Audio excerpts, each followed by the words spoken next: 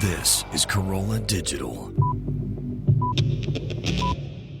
Hello, my little Brads. It's me, Allison. You might be thinking, why did I call you Brad? That is because right now I am calling you things that one might find in an office supply store, I guess. I mean, for anyone who's new to the show, just know that I used to call people carbs, and then I started calling people meat at the new year, and then I realized pretty quickly that I just didn't feel like calling people steaks and other protein type things, and I'd rather call them paper clips.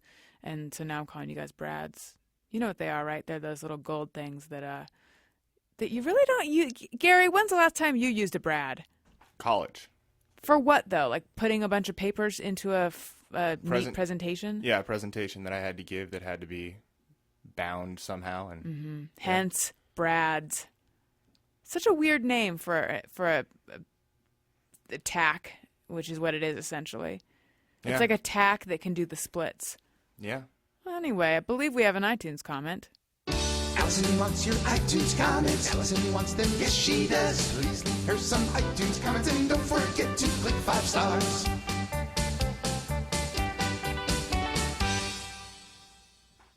All right, this week's iTunes comment comes from Liz H, and it is titled Period Talk. Ha! Don't feel weird about Basting Gary in it! Don't feel weird about talking about your period, Allison. Oh, I won't. It's Gary that feels weird when I do it. I've often thought about what it is that makes men so uncomfortable about period talk. Is it because it's blood? Is it because it comes from the place that brings them pleasure? Men talk about their dicks a lot. I'm sure if I talked about my vagina as much as guys talk about their dicks, I wouldn't have any friends. And menstruation is part of it, I think. I don't know about you, but it took me a while to get used to the idea of semen. The thought that there are microscopic wiggly things in there is enough to ick me out. Yep. So kudos to you for being frank about your period. It's part of our biology, and the more we talk about it, the more hopefully men will get a different perspective on it. By the way, love the podcast. Thank you. When I heard the comment, and now that I'm thinking about microscopic wiggly things, yeah, ick is right.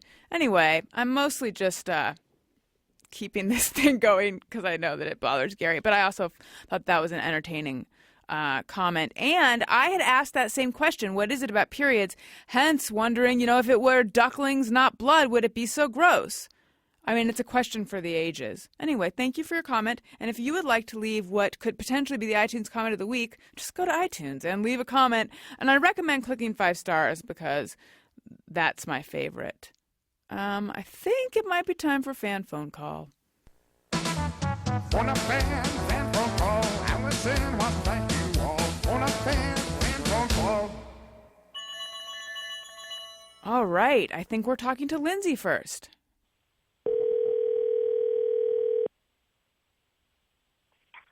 Hello? Hi, is this Lindsay? Yes. Hey, Lindsay, this is Alison Rosen from Alison Rosen is Your New Best Friend. Hey, how are you? I'm good. How are you doing? Good. You are the fan phone call. Awesome. Mm-hmm. Okay. Good to know. So I don't know where you are or what your deal is, so fill us in on those questions. Right now I'm currently in Upland. I went to college really close to there, and I used to go to a coffee place called Espresso Yourself. I know exactly where that used to be. It's not there anymore. Oh, though. no. What's there now? I think it's a refrigerator store or something ridiculous like that. Well, that's terrible news. But I think that you went to college where my stepdad used to be a professor. Oh, really? I went to Pomona College. Yeah, he taught there for a long time. What did he teach? He taught English and he taught theater with an emphasis in Samuel Beckett. Who's your stepdad? His name is Steve Young. Yes, I took philosophy with him. Did you really? He teaches philosophy, right? He used to, yeah, he's retired now. Yeah, I took continental thought with him. What a weird small world. So that's you. How funny. That's your stepfather. So your mom is married to him. Yeah. This is how stepfathers work, isn't it? Yeah. I thought for a second it could be the whole brother-in-law thing where it's like, is this your, if it's a brother-in-law, is it your, I don't need to draw a picture for you guys. I think you know what I'm saying. Right. Yeah, wow. he's So married to my mom. Mm-hmm. yeah. Wow. Crazy. What's he doing hilarious. now? He and my mom live up on a farm in Washington. Huh. So Yeah. he's totally retired now. He's been retired for a few years.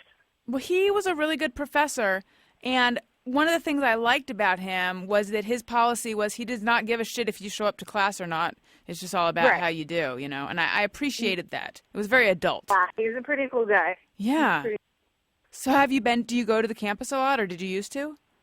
I did when I was in college. He taught there while I was in college, and so I would go and visit him. Where did you go to college? I went to a Christian college called Azusa Pacific. Are you religious? Yeah. Are you very I'm religious? not. Were you then? I went through a phase where I thought I was religious, and so I went to that school, and it definitely emphasized that I was incorrect. What made you think you were? I met some friends in high school who were homeschooled, Mm-hmm. and they were very religious, and they were fun to hang out with, and it was fun to hang out with the homeschool kids, and so they all ended up going to this particular college, and I didn't really care where I went, and so it was kind of like I'm going to apply everywhere, and whoever says yes first, I guess that's where I'll go. And that's where I ended up. How did you meet friends in high school who were homeschooled? Where did you meet because I them? did community theater, Oh, and homeschool kids rock the community theater scene. I didn't know that, but it makes perfect sense. Yeah. So all my friends from high school were community theater homeschool kids. What kind of productions did you put on? I want it to be like Pippin or The Mitten. I wish. No, it was like Oklahoma and a horrible Christmas show called Here's Love, which is like the musical Miracle on 34th Street. Uh-huh. It's awful. I saw Oklahoma on, not on Broadway, but like at the Pantages or something, with Charlotte Rae from Facts of Life in one of the key roles. That is amazing. She's one of my favorite people. She's in one of my favorite movies growing up from when I was a kid called The Worst Witch. The Worst Witch? Of all people, I should know this, and I've never even heard of this movie. What? She gets to play two parts. She plays herself, well, not herself, but she plays her good character is like this principal of this all-girls witch school, and then she also plays her evil twin witch sister. And what does her evil twin witch sister do? She tries to come take over the school and make all the witches be bad witches for her evil campaign. Wow. Yeah, and it has like Fairuza Balk in it when she was young, and Tim Curry. And it's the weirdest but greatest movie. That is a really weird, great movie. Now, was it scary? It sounds very campy. It's campy. I don't think it was intended to be scary. I think it's kind of like the Harry Potter of that generation, I guess. I'm sorry. Right. Hold on a second. What is it? Yes, you can have them. Sorry. That's was okay. my child. Oh, so you're in Upland. What are you doing in Upland? This is where I currently live. I'm actually getting ready to go do an improv show. Oh, that's neat. Where's the improv show? Or where do you do improv? I do all my work is in Orange County. So I do improv at a theater called Maverick, which is in Fullerton, and it's a group called Improv Schmimprov. That figures. Right. And then, so I do that at night, but then during the day I do children's theater all over Orange County at elementary schools. Oh, that's cool. You go in, now you do classes or you go in and you perform for them? I go in and perform for them. The kids write stories and their teachers send them to our company, and then we pick like 10 stories per school and we send them in. Like we go into their school and perform. What's the quality of their work, really? It varies. Some schools, there's a lot of language barrier, and so it's hard to read a lot of their stories. But I like a lot of the younger kids' stories because the younger kids will write like 2-sentence stories, and those are the most fun to do because they're so ridiculous. Like, you take a 1-sentence story like, I went to the store, and you turn it into like a 15-minute play. Right. It's like the script is like a tweet. Yeah. Right. So this is crazy, the small worldness, because the Steve Young Pomona College thing, but then Orange County, Gary and I are both from Orange County. I vaguely, I remember hearing that. You guys are from, I'm sure you probably went, go to schools that you guys grew up at. And, all my work, I used to live in Orange County, and then I ended up moving back out to here where I'm from, but I'm trying to get back. Where in Orange County did you live? I lived in the Fullerton area. Okay. And this will be interesting to no one but me, but what high school did you go to? I went to Chaffee High School. Yes, I have friends who went to Chaffee. Do you really? Yeah, I have friends. Isn't Chaffee in Laverne? No, Chaffee is in Ontario. But still. Yes, I do. That's crazy. That's Wait, funny. how old are you? I'm 31. Okay, my friends are a little older because I run with an older crowd, and also because I'm older and I don't run with an older crowd. Anyway, I ran with a crowd, though. I'm sorry, what? I said I ran with an older crowd for a while. I actually did, but I'm realizing that my friends who went there were friends from college, so there you go. A lot of people from there went to Pomona, or at least they did. some, They went there, and they went to that whole Harvey Mudd, Pomona. Yeah, the consortium, right? So that conglomeration of schools. So are you godless now? Am I godless? Yeah. No, but I just do it on my own time. Like you have a I guess. personal relationship? Yeah, I believe in God, and but I don't really like to, I guess, evangelize about it. Yeah. And that was forced on you a lot at that school. I had to go to chapel 3 times a week, and I had to take classes on foundations of ministry, and I had to do ministry hours, and it was definitely not my thing. It was also a lot of non-public school kids, and I'm very public school, very liberal, and I guess forward-thinking, and that was not what that school was about. Right. When I was there. Yeah. So, yeah, that's how I felt growing up in Orange County a lot of the time. yeah, I bet. I can see that. So how did you start listening to my show? So I started listening to your show. I am kind of a podcast junkie, and I love women in comedy, and so I look for a lot of storytelling podcasts, and I'm familiar with Adam Carolla. I used to work in radio 7-8 years ago over for Clear Channel, and so we would run into the same kind of radio people, and so I listened to him for a while, and then I found your podcast, and I've been listening, and I love, I think the first episode I heard was with Ricky Lindholm, who I adore. Yeah, so, she's great. Yeah, she was really great, and I don't know, your show is probably one of the podcasts that I listen to most consistently. Oh, thanks. Thank you. Sure. I like that you talk about, crazy relationships and things that you have been through, because it's familiar. So, I'm in the process of, a divorce, but I also had this crazy relationship that just ended, and so I always feel like I need a dose of therapy. Yeah. And so I like to hear that you went to therapy and that it actually worked. Yeah. Well, thanks. So this one that just broke up, how recently? Yeah.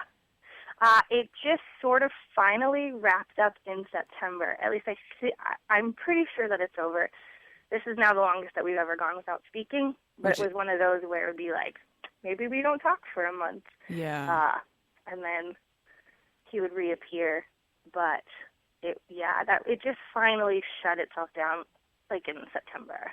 I want to say good. Is that the appropriate thing to say? It is good. Yeah. It's good. It was really tumultuous and really crazy and lasted way too long. How long did it last? It went on for a year and a half. Walk away, Lindsay. That was the plan. You think you walk away, and sometimes... Then, I know, and then you're like, how did you get in front of me again? Right. You were behind me. How did you get on top of me again? You were behind me. How did I end up naked again? I don't understand. The ones where that happens, that's the worst. That is the worst. Because then you're like, if you're like me a long time ago, it's like, but I when I set out this evening, I had plans that definitely excluded what just happened, and now I don't even trust myself. Yeah, exactly. And you find yourself parked in your car at like 5 in the morning going, what the hell just happened? I don't know how I ended up here. That just brought me back to the bad car feeling. I forgot about that because most of my bad feelings happened in New York, so it was a bad cab feeling. Right. But that just brought me back to the bad Orange County car feelings. Ugh. Those are Some really of the worst, bad yeah. when you're not quite sure like you can legally drive home, so then you have to sit in your car for like an hour, feeling like the world's biggest loser. Ugh. Gross. So that happens. Yeah, Yeah. it's gross. And we sort of run in the same circle.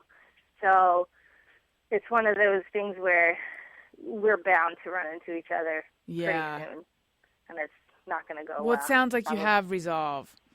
So far it's good. It's good. I've started seeing someone else, and that's nice. Oh, good. Yeah. Well, lovely. congrats. But you know what? Yeah. Don't do that thing. Don't do that thing where it's like, I'm just going to wear old underwear and I'm not going to shave. Because then you just end up sleeping with someone with stubbly legs and unattractive underwear. Right. Well, what's nice about this boy is that he's a little pretentious. Oh, great. And like he's almost like the perfect gay boyfriend because he likes everything that I like theater and shopping and nice food, and but he also likes to have sex with women, so that's a plus. That is. Yeah, but so he doesn't make me, but he makes me feel like I want to like go get my nails done and go get a wax. Like I bought a Brazilian wax on Groupon and I've actually used it, and that's new and different. So. Does he go with you? No. Okay. No, I don't think he would do well. Right. There. All right. Well, now I know more about your waxing habits than I intended, but that's okay. Well, sure. I'm not ashamed to tell anybody about it. That's probably something I should work on. I'll tell anybody just about anything. That's my problem. Yeah. Yeah. But anyway, thank you so much for letting us call you and enjoy the wait, you're on your way to Orange County, that's what's happening? I am, yeah. I'm leaving here in about 15 minutes. Oh, right, to go for do the show. Improv Schmimprov. That's right. Okay. Have a good show. Thank you. Bye, Lindsay. Bye. That was fun. She was nice. I want to say I haven't actually slept with someone with stubbly legs and unattractive underwear. I mean, on purpose. I'm sure I have at some point, but I've never done the thing that I said not to do. And the reason I haven't is because I just feel like I don't ever, back in the day, I didn't want to look sex squarely in the jaw like that. Like, I don't want to plan for it. I don't want to plan, not plan for it. I just want to sort of, like, I just had kind of a, like imagine a dog that might be a stray. You don't want to stare directly at it. You just kind of allow it to be in your space and you're in its space. And who knows what could happen? You might end up sleeping with the dog. Does anyone know what I'm talking about? I do believe in planning for sex in terms of having condoms on hand. So I just want to say that. But other than that, who knows? Did you have something to say, Gary? You don't. Okay. Why did I think you did? Oh, I like the way you've tucked your pen into the headphone strap. For a second, I thought you had some crazy hair thing happening. Got to keep the pen ready. Is that what all you engineers do? Lynch does it with his hat. Yeah, I saw that. But right, so you're No, that's the first time I've ever done that. I think it could be a good look for you. Thank you. You're welcome. I'm not sure I agree with you, but I appreciate the vote of confidence from the only female in this building. I guess I should learn to listen to you. You know, I have referred to myself as such. And then someone pointed out that Lynette and Stephanie are on the network. And yes, they are, but I hardly ever, like, they record at some early different day time. We specifically record at times when no one else are around. I don't think they qualify.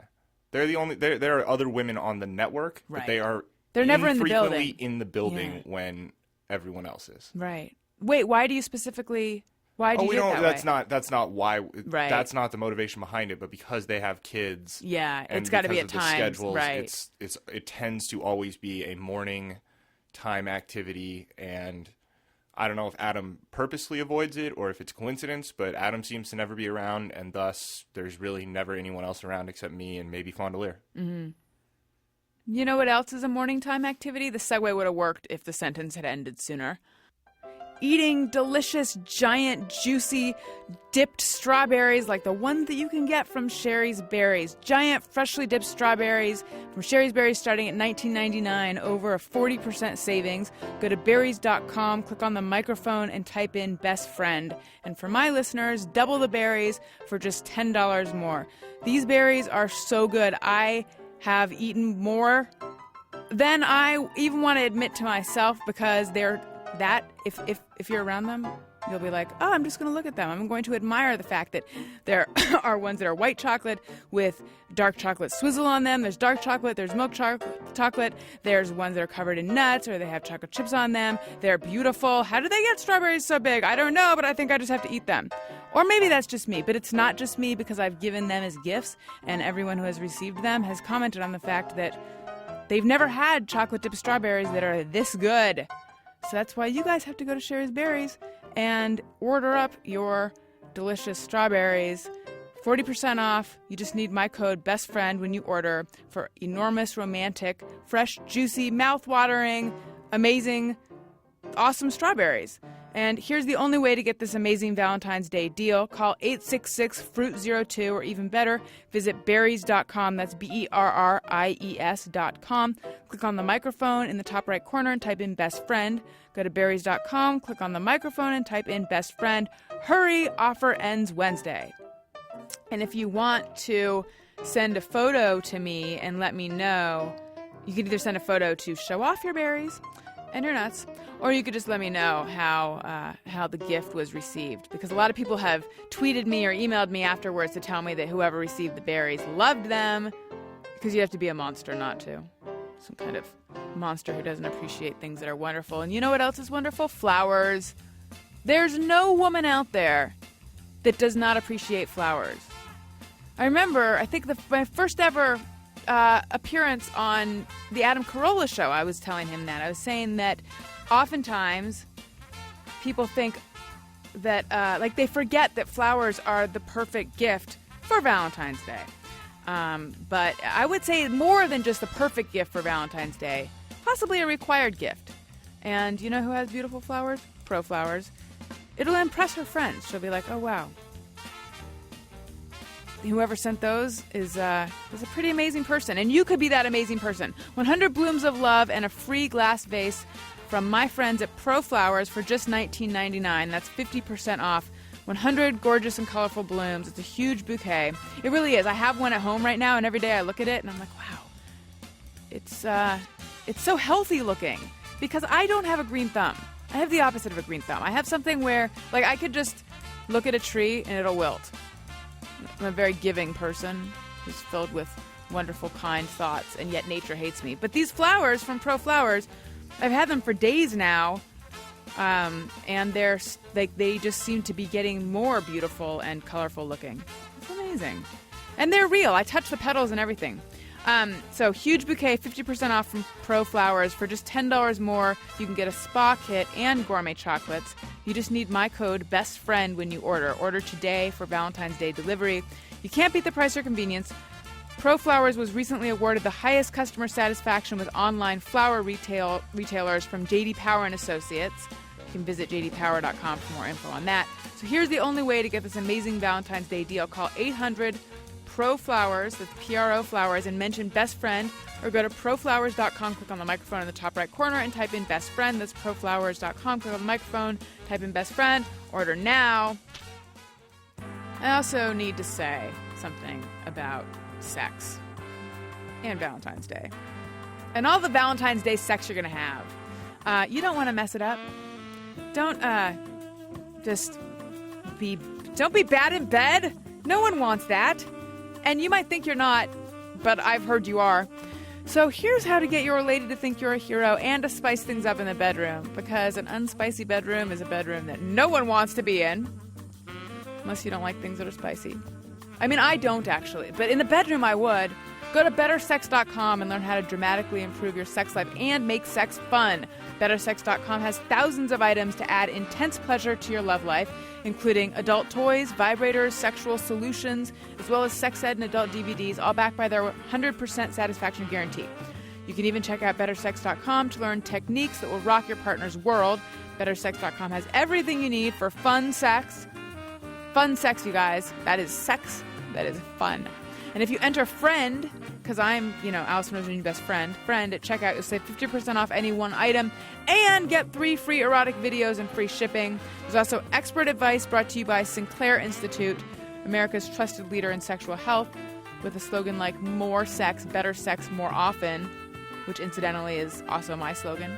It kind of says it all. Go to bettersex.com today, enter FRIEND at checkout, and save 50% off any one item. Get 3 free videos and free shipping. That's bettersex.com. Enter the word FRIEND at checkout. It's a great deal. It'll improve your love life, and you'll be happy you did. And once again, you guys, when there's a promo code or anything like that, if you want to help out the show, which I hope you do, enter it, because then the people who, the company will know that you came to them via my show, and then I'll get credit for the thing that you buy, and then you'll get credit because what it is an amazing gift or an amazing thing for you. I say just buy the berries and the flowers and the vibrators for yourself. That's what I say. And then share them with a friend. You guys, this is the episode with Melissa Stetten. I think you'll love it. I know that I do. I did and I do. I'm in the process of loving it. Not in that way, but you know what I'm saying. And I'm trying to think if do I need to tell them anything else, Gary? Well, if you're looking for a little bit more Alison Rosen, Oh, your best yes. friend. That's right. And they probably are. Right now, they're probably thinking they could use a little bit less. But you know what? It's like a salad where you know what? This happened to me the other day. I ate a lot of zucchini, so much that I kind of had a stomach ache, and I'm like, I have a stomach ache, but I'm still hungry. That's not what I want to say that I am. That's actually because the thing with the zucchini is it wasn't satisfying. So I guess that's what I'm saying. I'm not satisfying, but there's a lot of me. But later you're going to want more of me because you're going to realize there's a deficit of me in your ears. That's why you need to get the live bonus episode from LA Podfest with Doug Benson and Greg Proops as the guests, and that is available for $1.99 in the comedy album section of the iTunes store. Okay, you are now allowed to listen to this episode, part 1. Here it comes. I love you. Alison Rosen is your new best friend. Alison, with her good times never end. Alison Rosen, doing the wavy pencil dance again. Alison's your new best friend. Hey everyone, hi, hello, welcome to another episode of Alison Rosen is Your New Best Friend. My guest today is Melissa Stetten, model, writer. Are you an actor? Sure, I'm an actress. Actor. I never know whether to say actor or actress. I worked at Time Out in New York, and they used actor to mean both, and at first that always sounded like and read really weird to me, and then I got used to it, and now for some reason I just say it, but it sounds stupid. So you're an actress. Sure, part-time. Part-time, okay. Any other vocations that I missed? I think you hit them all. All right. And you just started writing a column for Vice UK? Yes. Right? And I read that and I enjoyed it. Oh, thank you. Yeah, very it nice. Just came out a few days ago. Mm-hmm. And I follow you on Twitter and Instagram, and I think you're hilarious. And I know that you're pitching something because I've seen some pictures with the caption, pitchin'. Pitchin' with no G. It's slang for pitching. Right, Yeah. right. What are you pitching? I've been going to lots of general meetings. Oh my God! I talk about general meetings and how much I don't like them. They're so... Oh. I've been to a few that were nice, but people are like, we want to meet Melissa, we want to meet her because we read her blog and we love her. Then I go and they're like, okay, cool, yeah, well, let us know if you have anything you want to take a look at. I'm like, but I have things, and you didn't listen to me. I know. I feel like generals, it's like do you want to drive a really long ways to come meet me for something useless? And then sometimes I have sometimes a really they bad take, attitude, though. Yeah. Sometimes they take it's like, okay, well, your meeting got pushed back 3 weeks. I'm like, Yes. it's a general meeting and it got pushed 3 weeks. What do you people do all day long? Right. They have meetings about meetings to talk about meetings. To I schedule know. more meetings. Well, so at your general meetings, how does it go? Is it like mine, where it's mostly just like small? It's just I walk out of there being like, ugh. Some of them are good. Some of them are like, people are like, oh, yeah, that's such a cool idea. We want to work with you. We want to do whatever. Some people are like, yeah, I don't know where that fits in on a network, or I don't know. Do you have an It's not- actual show idea? And if you don't Yeah. want to go into too much detail, that's okay. But if you want to go into detail, by all means, do you have an actual show idea that you're pitching right now? I do. I have a manager that's been helping me out, who found me through when I did that whole plane excursion. Yes. Okay. I thing. was just filling Gary in on this. I was putting the pieces together for him. So what happened is your boyfriend is James Gunn, yes? Yes. And he posted a photo of the two of you, and he said, like, with Melissa Stetten, whom I met on the Adam, or somehow included Adam and me in the tweet. Yeah. And I was like, huh?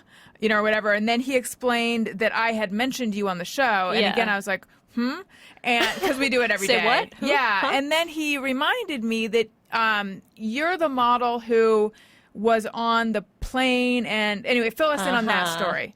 Yeah, I was on a plane coming back. I was flying from LA to New York, and I was sitting next to this guy, and he was drunk, and he was hitting on me, but he was saying, like, the cheesiest stuff possible. And I was like, this is kind of funny. And I was on Virgin, and they have in-flight internet, so I was on Twitter the whole time.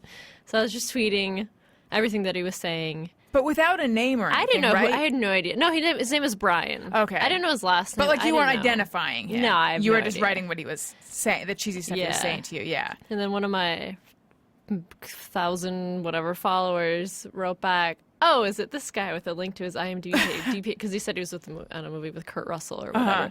And I'm like, oh my God, that's the guy. And It's such a then- weird, small, Yeah. electronically connected world that you can just say something like that and then It's someone. so funny. Yeah. And then my friend who tweeted me was like, oh, ask him how his wife and 2 kids are. And you had no idea, I right? had no idea. I didn't know he was not. I felt kind of bad at first, and then I got a lot of like backlash from people saying, why would you try to ruin this guy's life? He's an alcoholic. And I'm like, I had no idea. I didn't know he was married. I didn't know he was a recovering alcoholic. I just thought he was some creepy guy hitting on me. Right. So there's a lot of debate on the websites, on the internets about that. Where was it initially written about? Do you know? Was it Gawker? I think, yeah. Gawker and The Guardian. Yeah. I wonder how they picked it up. Well, it was this guy who follows me on Twitter. His name is Chase. He sent me a message. He's like, hey, do you mind if I take a screen cap of this and put it on something? I don't remember. It was some website that he has or something. And then Okay. other people found it. Well, so we talked about that on the Adam Carolla show, and I think it was a tangent, though. It was related to that wasn't a news story. It was just related to something Yeah. that we were talking about, and then sort of got into a debate about whether people should be tweeting all the time. I think they should, because I tweet all the time. Yeah. So, I just want to justify that. But and that was the episode that James Gunn was on. Yeah. But that's not even how you guys met, right? No, he started following me on Twitter, and I saw that he was. I was like, wait, how do I know this guy? I'm like, oh, he wrote this Dawn of the Dead or whatever.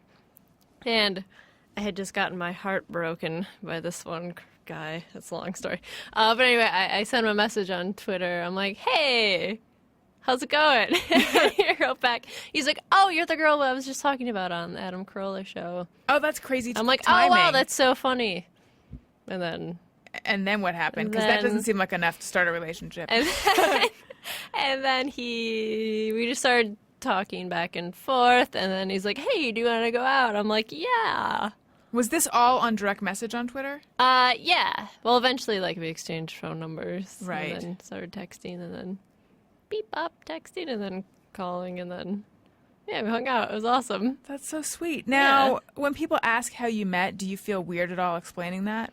I'm not It's saying kind you of should, a long but- story. Whenever people ask, I'm like, okay, well, we met on this podcast because I was doing this thing on this airplane, and then this happened. But no, it's funny. I like crazy long stories about how people meet. Now, I've noticed you've been tweeting a lot. Maybe a lot's too much. A fair amount about always dating guys that are twice your age. Maybe it's only 2 tweets, but to me, that's enough for it to be a lot. There have been quite a few of those recently. No, it's kind of, I make fun of myself because my past few boyfriends have all been like 43. My other one was 40, 58, 58. That is really old. He was 50. That's old. Wow. I don't know. I haven't don't broken know the what it 50 is. barrier.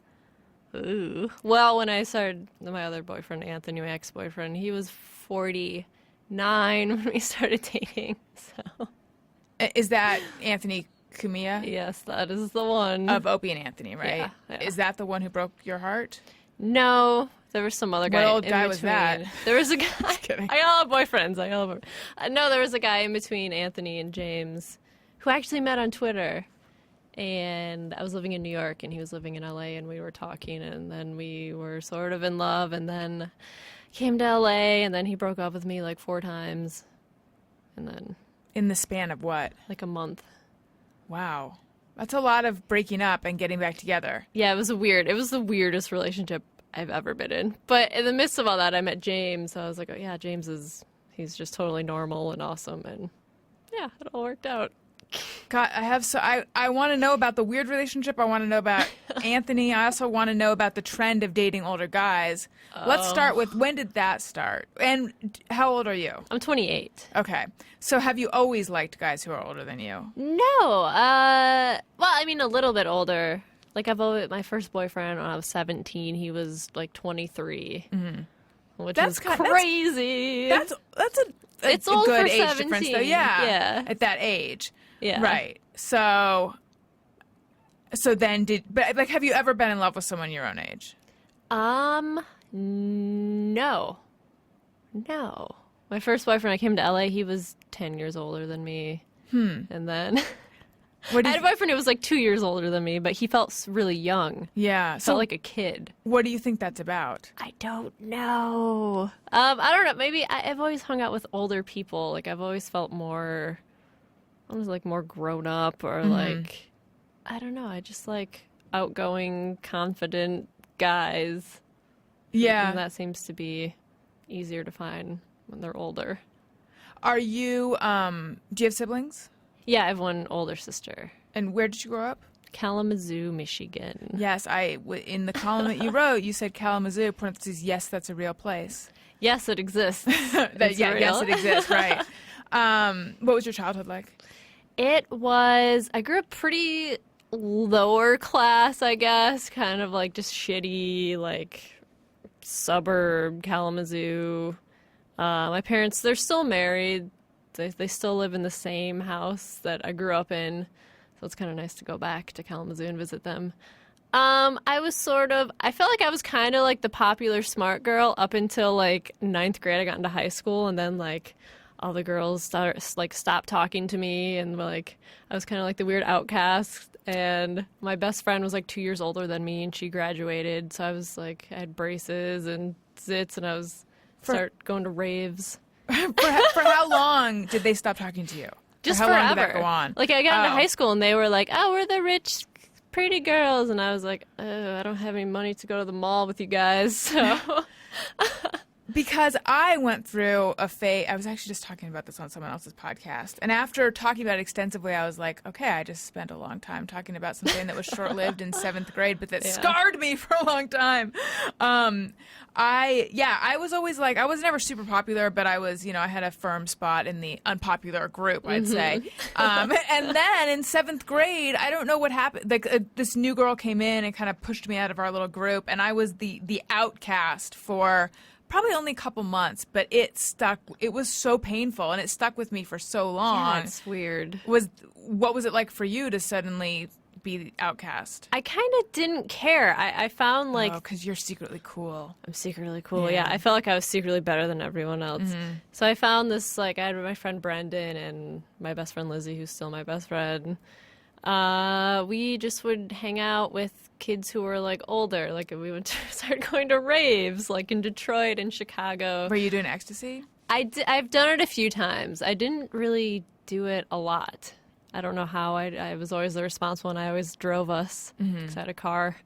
So. Did you enjoy the music that was played at raves? Most of it. There's a lot of awful techno music out there, but I was into like the Chicago house music, all that kind of like soul stuff. You were very cool. I can feel it. I can feel the coolness. I never actually went to a rave, but my friend Jody, who did not go to the same, well, no, at this point we were going to the same school, but I think she was already going to like alternative schooling. Yeah. She was very popular and very cool.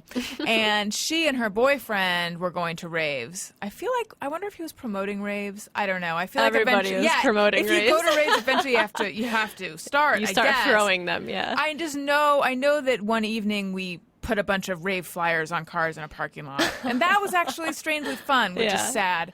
There were fewer entertainment options back in those days. But I never actually went to one, but I did a lot of research at the time because I was like going to get my nerve up to go to one, but I never actually did. And this was, I'm a little older than you, or a lot, so I don't know if you remember, or if anyone in this room or in the other room remembers the episode of 90210 where they exchanged an egg to get directions to the rave, and I then remember someone that. was selling Euphoria. Yeah. I definitely remember that. Yeah, there's like always these weird little hotlines you had to call. Yes. And it was a recording. It's like, go down I-94, get off on this exit, come to a red door. And then like it's like a mystery.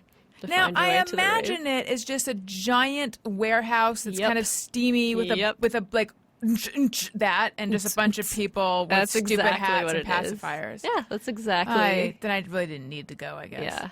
It's fun if you're in high school and you're like, ooh, secret underground party. Like no one else in my high school was going. So I felt kind of cool going to that. Gary, were raves even going on by the time you were of rave age? Yeah. Yeah, but no one went. Oh. No one. It was a very small group of kids that went to raves and stuff, and I was never close to associated with those kids. Yeah. That's not really my kind of music. I don't think it's anyone's kind of music unless there's someone who goes to raves. Right. Maybe. Like, I don't really listen to it at all, really, anymore. Yeah. Like, I'll listen to it and I'll be like, ew, I listened to, like, Bad Boy Bill. I'm like, ew. Okay, so you were cool and you were going to raves, and then what happened? Then where'd your life go after that? Then I had this boyfriend, my older boyfriend, who was 23 and I was 17. How'd you guys meet? I don't remember. Oh, wait, I worked at this pizza place in Kalamazoo, and, like, his friends worked there.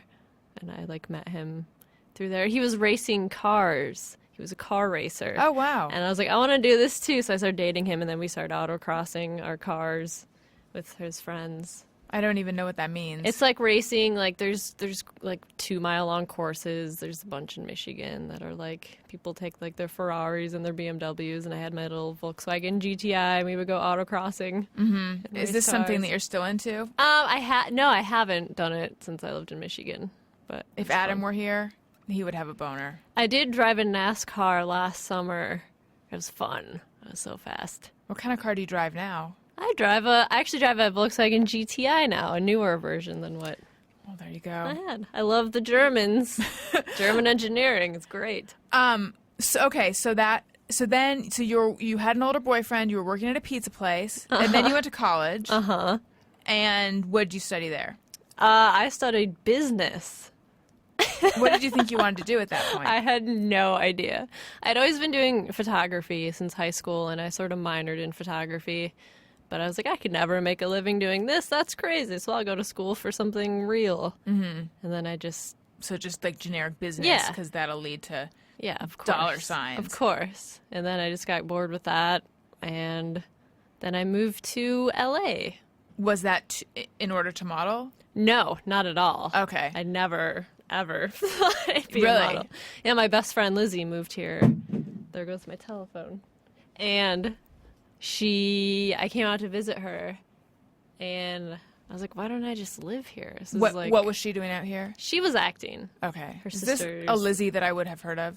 No, probably not. Her Okay. sister's like this crazy B-movie actress star, and she got her like in all these crazy movies. So I came to visit her, and then I was like, I'll just move out here. Mm-hmm. And yeah, just... Was your family like, what are you doing? No, they were pretty excited, because if I was in Kalamazoo, I'd probably have like 5 kids by now and like be fat, eating deep-fried green beans. Is that I've never been to Kalamazoo. Is that all there is there? It's a lot of deep-fried food. And pizza, evidently. There's a lot of good pizza. And raves. And raves. Pizza raves. And Pizza deep-fried raves. foods. So you came out here. Mm-hmm. Did you live with Lizzie? No, I just had like random roommates that I found, Craigslist. What year was this?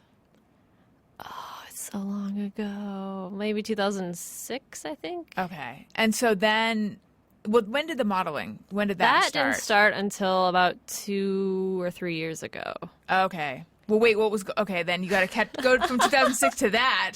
I was just in LA, kind of just having like whatever random jobs, not really knowing what I was doing, just kind of staying alive.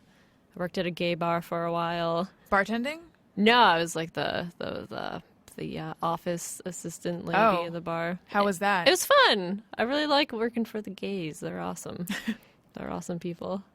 And then somehow I got like a lot of my friends were photographers. They're like, "Oh, can we use you for our portfolios?" I'm like, "All right," because like you're tall and skinny. So then I got some really awesome photos out of that, and everyone's like, "You should go to a modeling agency. You should go to Open Call." So I went to one, and they're like, "Yeah, sure, we'll sign you." And then started going out on auditions and castings and making money. So I was like, I'm a model now, I guess. Because I read your column, I know that the first few places you went to did not sign you, though, That right? was in New York. Oh, okay. In Now LA, I I'm got just- an agency oh, here. okay. So New York, they're just jerkier there. Oh, they're awful. Are, They're crazy. are they awful there, but not awful here? Actually, they're just awful everywhere. If you're not like a 16-year-old who's 6 foot tall, it's really hard to get an agency. Right. Yeah. So, and what kind of modeling do you do primarily? Just mostly print stuff, like print ads and showroom fit modeling, where like the clients will come in from like Saks Fifth Avenue or Neiman Marcus. They'll come in to see like the new collections of like the new season, and then they'll just have models put them on, and they walk around like, dee dee dee, look at these. Do you enjoy it? Not really, which is why I moved back to LA from New York to try to not do modeling anymore. I mean, So it's a little- it might surprise you, but I've never modeled, so I don't know exactly. haven't? No, I haven't. I know that I give off that air, a Yeah, certain you're way so I carry snooty. myself. Yeah. And I was eating Kleenexes earlier. Do models actually do that? I've heard never that. heard You of haven't heard that? I feel like I read think it I've heard of somewhere. that. Yeah. Or like cotton balls or something. Yeah. I've never witnessed that. You haven't. Have you witnessed weird model behavior? It's like throwing up, yeah. Like before runway shows.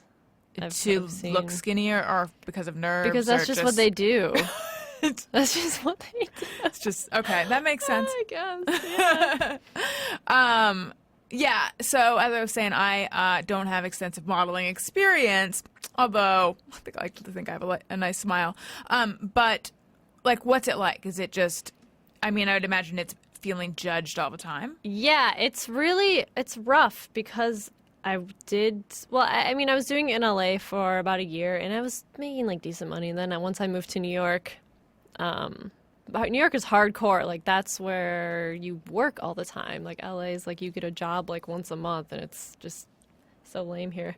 So I was going out like 10 to 12 castings a day in New York, and like at first people would look at you and be like, "Oh no, why are your thighs so big? You can't fit in my sample size clothes." And I'm like, "I don't know, I'm sorry." Because I'm like 5'9". I'm like just barely cutting it. And I don't weigh like 80 pounds. Like I'm still skinny, but like there are girls who are taller and skinnier than me, and it's like kind of intimidating.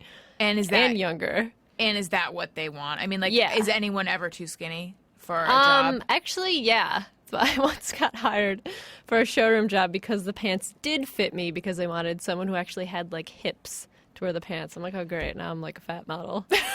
Thanks a lot. So now why did you move to New York? Because I had a boyfriend named Anthony Cumia, who I met while I was in New York on a job. I had met him there because I sent him a Facebook message like a while ago, and he wrote me back like 6 months later. He's like, hey, how's it going? I forgot my Facebook password. I just remembered it. How are you? The message that you sent him was because you were a fan, right? Yeah, I was just like, hey, because I've listened to your show for 5 years. I just wrote like, hey, I think you're awesome. Listened to your show for a while. Just wanted to say hi. That was it. Mm-hmm. Then he wrote back like 6 months later, hey, how are you? I'm like, oh, hi, how are you? And then we started texting, and I was like, well, actually, I'm going to be in New York for a job. Let's hang out and have a drink. And so we hung out. And since I'd been listening to his show for 5 years, it was kind of like I had known him. Because it's every show's every day, 4 hours. So, like, we got along great, and then I started flying out to New York, like, every other weekend. And then I was like, why don't I just move to New York? He's like, come live with me, it'll be great. I was like, all right. Was it great? It was great for a while. For how long? It was great for about a year. And then what happened? And then it's turned into, like, a weird roommate. I moved in with him, like, immediately. Mm-hmm. And it kind of turned into, like, this weird roommate situation where, like, we were just kind of there hanging out with each other. It was just kind of, like, I kind of hated modeling. I was kind of depressed, and he was just, like, he likes to stay home and watch movies. And, like, I got kind of bored, and we just kind of broke up. For how long did you live with him? Or how long was the relationship? It was about a year and a half. Okay, so it was like rough for about 6 months. Is that fair? Yeah. Okay, and then you moved back here. Yeah. Well, I moved we had gotten an apartment in the city in New York because his house is on Long Island, which is where I mainly stayed, and we had gotten an apartment in the city. Just where in the city? In Midtown, 51st and 8th. Okay, Hell's so Kitchen. yeah, right by a studio by Sirius, and so I just. Like in February, I was like, I'm just going to move to the city and whatever. So I stayed there until July. And then I moved back here. Were you excited about coming back? Sort of. I was kind of indifferent about it. I didn't really... Anthony was kind of like, hey, when are you going to move out and get your own place? I'm like, working on it. And, like, I still had an apartment here. My best friend was here. I had a cat here. Kittler? Yes, Kittler. That was from Instagram. Yes, Kittler was here. And my now manager, like, was like, I want to meet you. I want to, like, get you working and writing and acting. So there was a good reason to come back here. Mm-hmm. And I'm glad I did. Do you miss New York at all? Or I miss it so much. Yeah. So much. I was planning on going back in January, February, if, like, LA wasn't working out. Mm-hmm. But I'm starting to get more work, so I don't know. I might still go back just for, like, Fashion Week and stuff. Yeah. I miss it so much. It's awesome. I lived there for, I always say 10 years, but really it was 8.5, but I round up. It's 10. Yeah. And it was hard for me to move. I'm from the West Coast originally. It was hard for me to move back. But my life and career and just everything is so much better out here. Yeah. And yet I still miss it. Like, I lived in Brooklyn at the end, and I really miss Brooklyn, and I just miss walking around. It's weird. That's what I miss not owning a car. I miss being able to leave my apartment and go to, like, one of the 5 Starbucks that are, like, a block away. Or, like, going to the grocery store, like, hopping on the subway and being anywhere in, like, 15 minutes. Yes. I mean, I would just do my errands for the day or whatever and then go home, and I would feel like I had accomplished something. Right. It's weird. It is. I mean, it's a tough place to live, but you do feel like you're accomplishing something by living there. Yeah, I felt more in shape, too, because I was walking everywhere, walking up and down the subway steps. Yeah. Now I'm sitting in my car for hours a day. That was actually one of my biggest fears about moving back out here was weight gain, because it's hard to you have to make an effort to exercise here. Yeah. Whereas there, it's just part of your daily. Yeah, everything. I never really went to a gym or worked out. It's just I would walk around the city, or I would, instead of taking the subway, I would walk the extra 20 blocks. But now here I'm like, I gotta fucking work out. Yeah. This is bullshit. Yeah.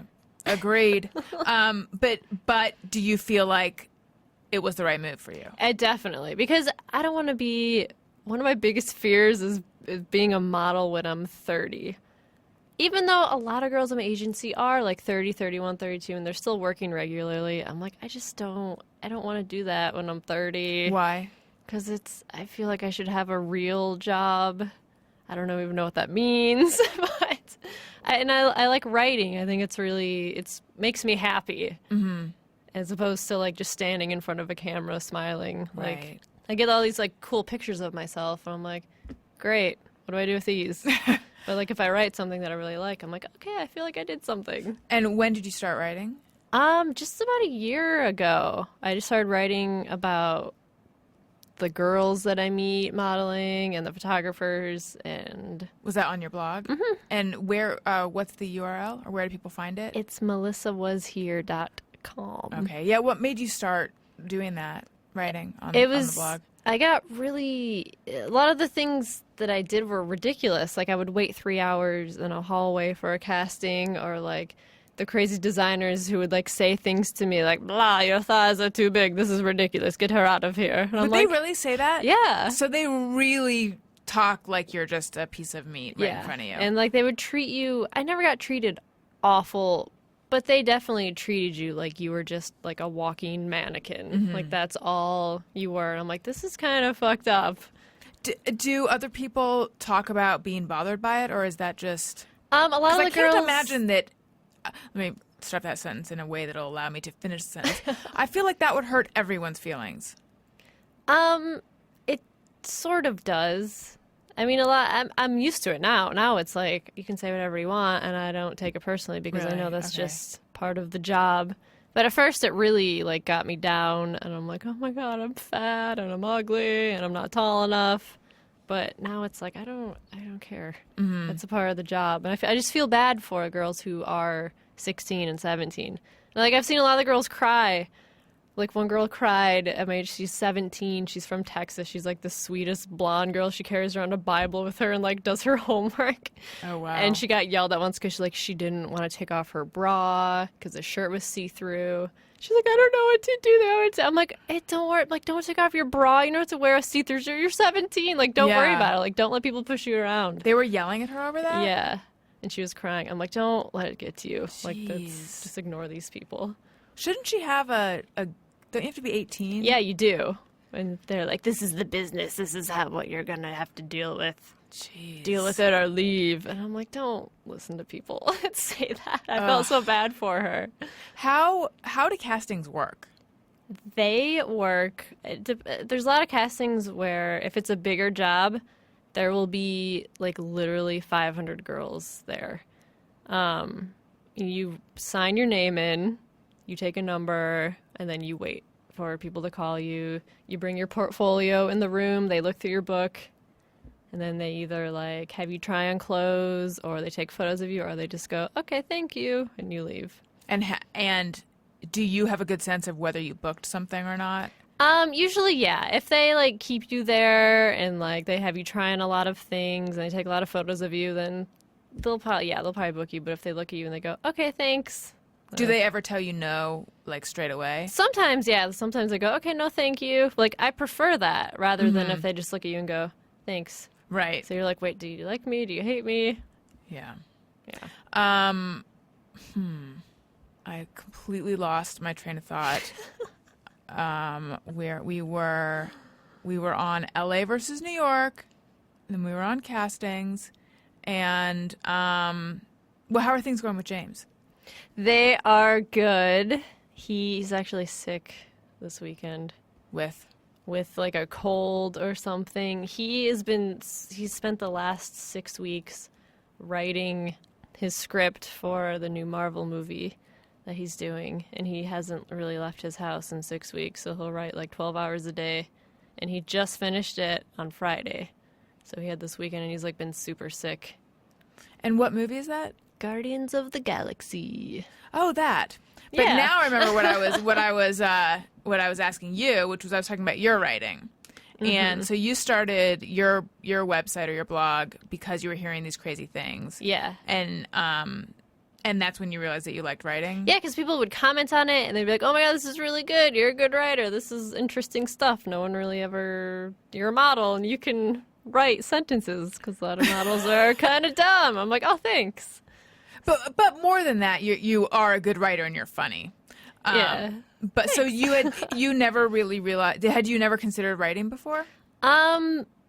No, I mean, I started using Twitter like a few years ago, and I'm like, oh, this is fun. I can write jokes, and people laugh at them. And I know I never really wrote, really, up until a year ago. I started my blog, and I was like, oh, I can actually do this. Right. People read this shit. And how did the Vice column come about?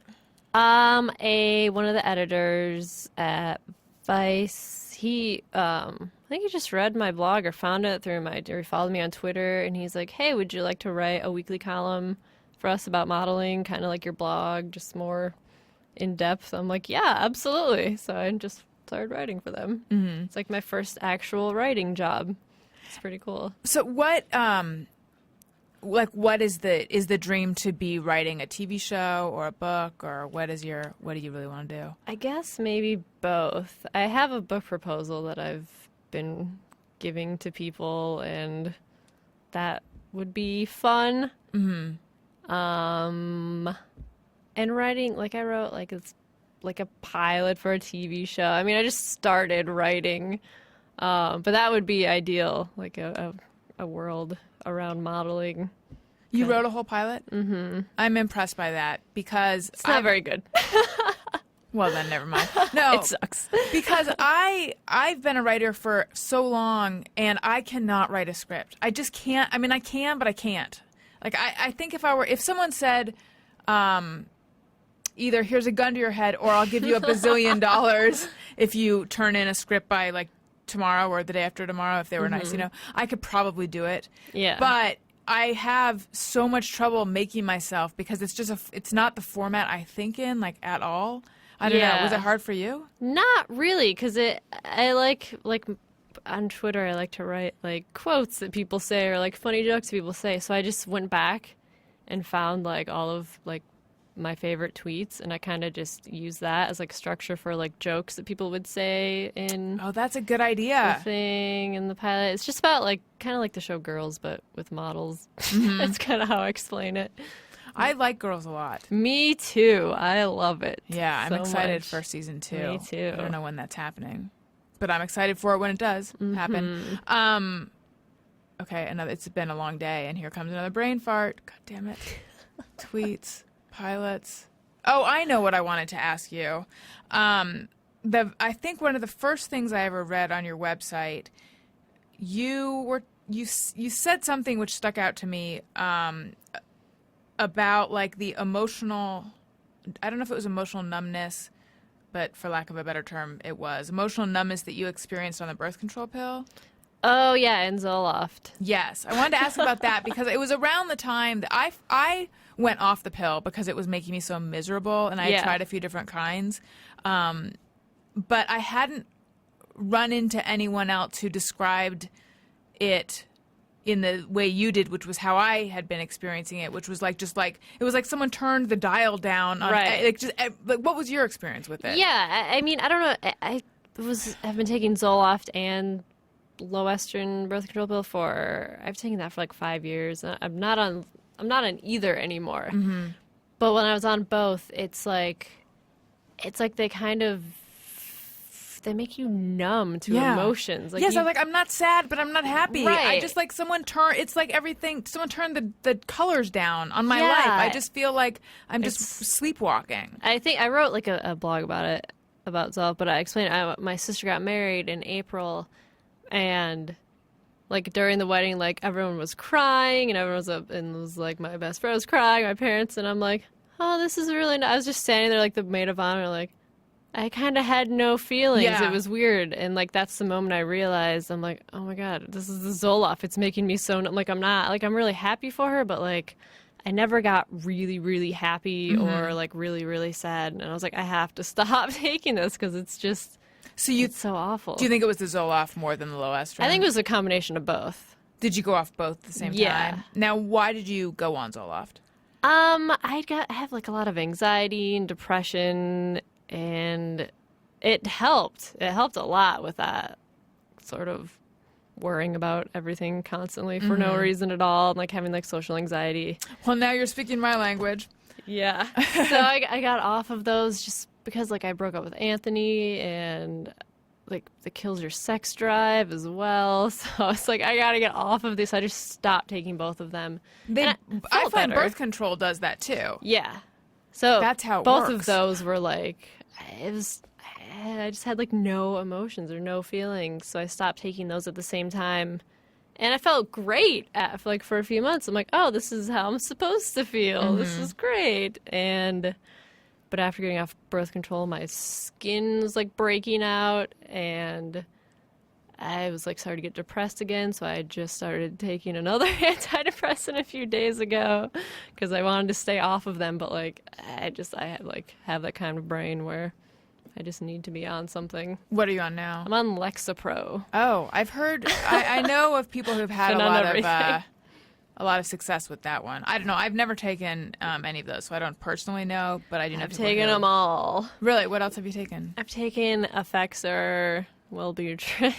Is this all for depression or anxiety? It's for both, yeah. Like after I got off of Zoloft this year, I was like, I'm never taking anything again. I'll totally just deal with it. And then the past few months, I'm like, I can't.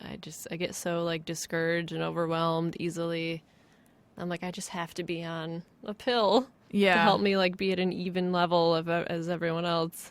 Are you hoping that it won't make you numb though? Again? Yeah. Or is that like That's is my that biggest a sign fear. that it's working, or does that mean it's not the right one for you? It's a sign. I feel like a sign that it's working because I haven't been depressed over a week. It's definitely helped. My fear is that it will kill like my creativity. Yeah. Like, because a lot of my favorite things that I've written are from, like, when I was really bummed or really pissed off, and, like, I write and it makes me feel better, and people are like, oh, that's such a great thing that you wrote. And I'm like, yeah, I was, like, fucking depressed as shit when I wrote it. So now I'm kind of worried about that, but I'll see how it goes, I guess. Yeah. Yeah, I don't know. I know, sorry, this fogginess in my brain. It's like we're talking about numbness, and then I know. At the beginning, when I went off the pill, I was so happy to have my normal period moodiness back. Except now I'm like not enjoying the cramps and moodiness as much as I was right at the beginning. Yeah, that's the worst part about it. I actually get like cramps now. Yeah. It sucks. It does. It does. Except I don't know. For me, I did not like feeling like not having the extremes of emotion. It wasn't like, oh, I just feel good all the time. Right. It was like I really You feel very I felt bland all the time. Yes. I couldn't care about anything. I wasn't in love with my boyfriend at the time. Yeah. I mean, I knew I was, but I couldn't feel it in the way that Yeah. I had, and that freaked me out too. Like I just felt like I don't care about anything in my life right now. Yeah, that's how I felt too. Yeah. It's crazy. I wish there was a birth control pill that didn't do that. I feel like there's gotta be though, be right? one. Have you tried a bunch of different birth control pills as well? No, I've only taken Loestrin. Okay. Yeah, that was the first one they put me on too. And then I tried, but see, according to my gynecologist, like I didn't really give it the college try because she's like, you should try something for 3 months before you really know. Yeah. And I switched, like I did one for 2 months, and then one for a month, and then another one for a month, and then I said, fuck this. So Fuck it. Fuck it.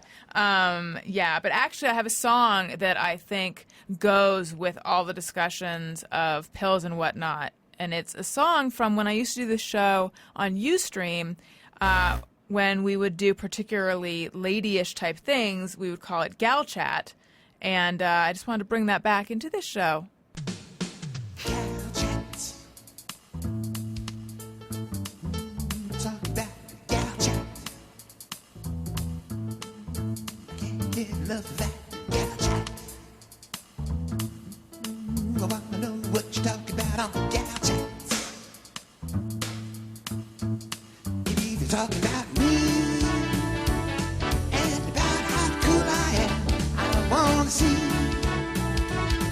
want to know all the secrets that you talk about on gadgets. Talking about gadgets. It's longer than I remember. Gadgets. I want to know what you talk about on gadgets. I'm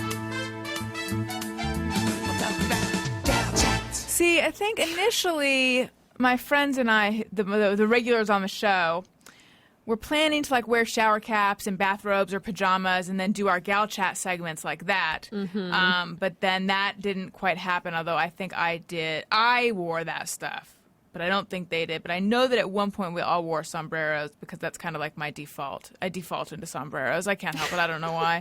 But actually, this reminds me of something else that I wanted to ask you because I feel like I just read something that you wrote about this. And during the gal chat segment of my show, I brought up the fact that I had been at an audition, and the guy was like, "Okay, that's really good. Now, could you do it again, but do it more sexy?" It was like a show about gadgets. So I don't know what that means, really. I don't know how to pull that off. So I was just like, okay. And I did it again. He's like, okay. I feel like you just lowered your voice that time. So, like, do it again, like, more sexy, like, more Olivia Munn. And I'm like... More Olivia yeah, Munn. this was back. Oh, no. This was back when that... No, I feel like someone could still say it. Pre-newsroom, you know, when she was doing Attack of the Show. And he could have, like... It was as if he wasn't speaking English to me because I don't know how to be sexy. I just don't.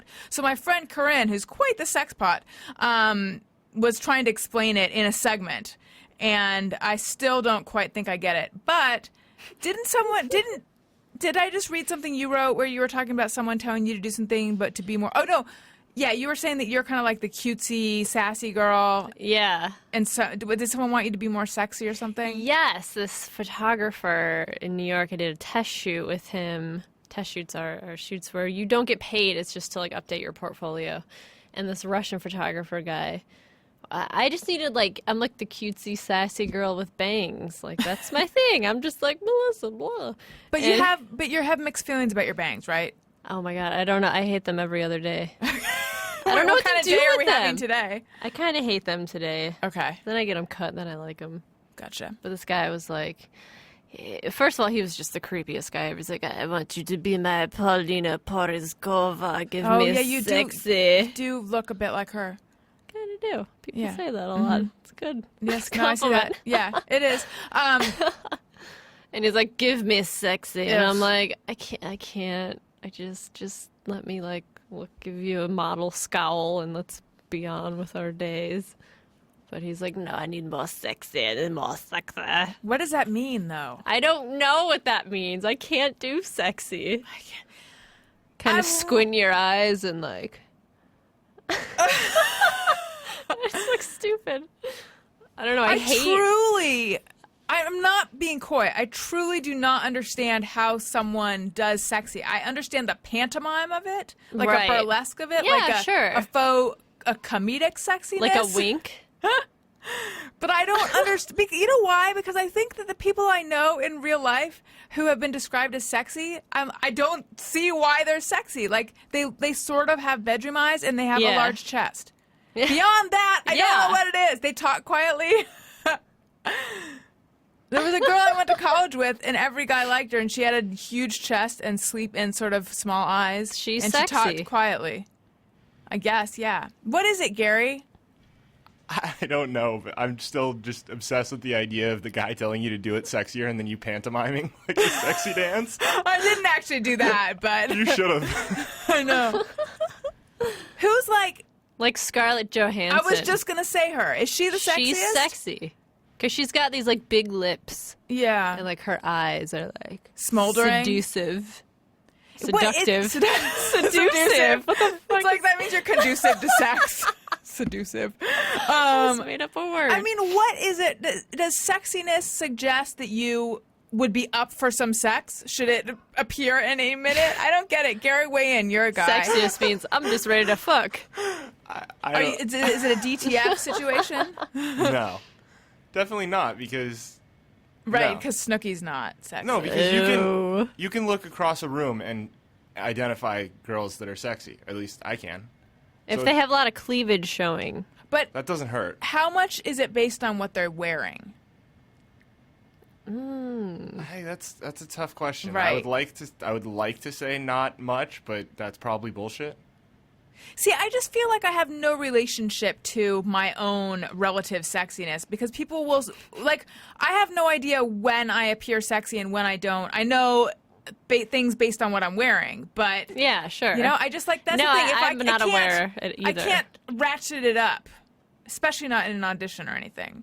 No, I can't do it. I had a Hot Pockets audition recently. Oh, you got to be sexy for Hot And they're Pockets. like, but they're like, be the sexy girl who like comes up to a guy. The commercial's airing right now, where the girl like grabs the Hot Pocket out of his mouth and is like, Oh, this I've is seen that. hot. I've actually seen that. Yeah, you see, I had auditioned to be that girl, and I had to do that in the audition, and it was one of the most embarrassing things I've ever done. So you had to grab it out of his mouth and say, this is hot, This is hot. but you didn't But get it. I went, this is hot. Then were they like, do that more sexy? Yeah, they said sexy, and I was like, oh, this is my life. This is what I'm doing with my life. This is why I moved to LA, to make it in a Hot Pocket. But were you just in a movie or a Yeah. TV show or something? Yeah, I did. Clark Gregg, he was in the Avengers. He found me on Twitter, and he read my blog. He's like, hey, I think you're really fun. Do you want to audition for my movie? And I'm like, yeah, sure. So I auditioned, and I got it. That's so cool. It's just 2 lines, but it's cool. He was so cool. It What was part do you nice. play? I play a sassy PR chick. Huh. Yeah. A lot has happened to you via Twitter. Yes. That's great. Yeah, it's pretty cool. Because I know that, you know Kelly Oxford? Love her. Well, she was saying that everyone's like, you know, look at all this stuff that's happened to you because of Twitter. But she was saying when she did the Adam Carolla show that she was a writer before Twitter. Yeah, she was. And Maybe it's- you're like the real Kelly Oxford. Sometimes, yeah, a little. Yeah. She's writing a movie, she's writing a book, and she has 3 kids. I don't know how she does it. Do you have this experience that I have? Oh, we're heading into just me or everyone territory. Sometimes I look at Instagram and I'm like, everyone I follow is at that party. I feel like I follow a lot of different people, but somehow I feel like Yeah. they're all at something that I'm not at. That's funny because I just tweeted like a week ago, hey, your Instagram photo is... No, you're not having as much fun as everyone else is. Mm-hmm. Then I'm like, trust me, I'm not having that much fun. Yeah. No one is having that much fun. I know, I Yeah. always look at them, I'm like, I wish I was there. Then like I go to these parties, I'm like, I wish I was home. I know. Watching Netflix. Yeah. Now, are you... how social are you of a person? Not very. But you were more in New York? In that it was a problem in your relationship that he just wanted to stay home and be 50? Yeah, I like going to a lot of shows, concerts, and movies. And I mean, I don't like going to the club or anything. Or I don't really drink that much. So, I mean, I'm not really that social. Is that a Zoloft, Lexapro, Effexor thing, or is that just a you thing? That's kind of just a me thing. Mm-hmm. Like, I'll go out every once in a while to, like, bars or places, but not very much. Now, are you and James living together? No. Do you guys live near each other? I live in Koreatown. He lives in Studio City. Okay. And I'm at his house all the time, though. yeah. Yeah. His house, from the Instagram photos, his house looks very nice. He's very nice. And he has Very a cute lovely dog. house. He does, Wesley. He's adorable. Wait, who's Von Spears then? Oh, the dog's name is Wesley Von Spears. Oh. That's the dog's full name. Gotcha. I think we should do some Just Me or Everyone. Hey, you guys, it's Allison again. Don't forget to download part 2 on Thursday morning or Wednesday night if you're feeling ambitious. But definitely do it by Thursday morning. Don't make me remind you again. Write it on your hand. I love you. Hey, do you know about the Alison Rosen show? We had a good time, but now we gotta go. Thank you for choosing the Alison Rosen show. Alison Rosen is your new best friend. That's right. That's right. Those good times don't seem to end. That's right. That's right. Alison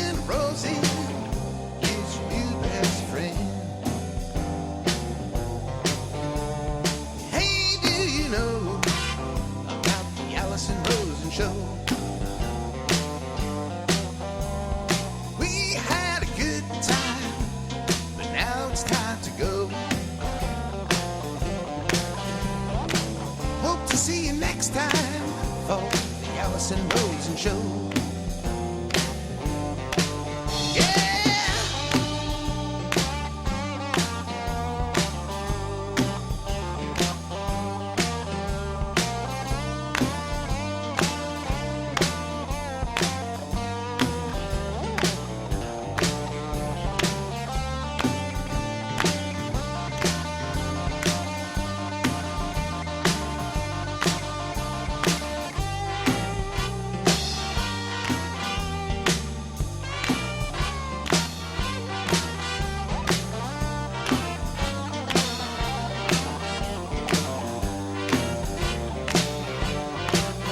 Yeah, Alison Rosen is your new best friend.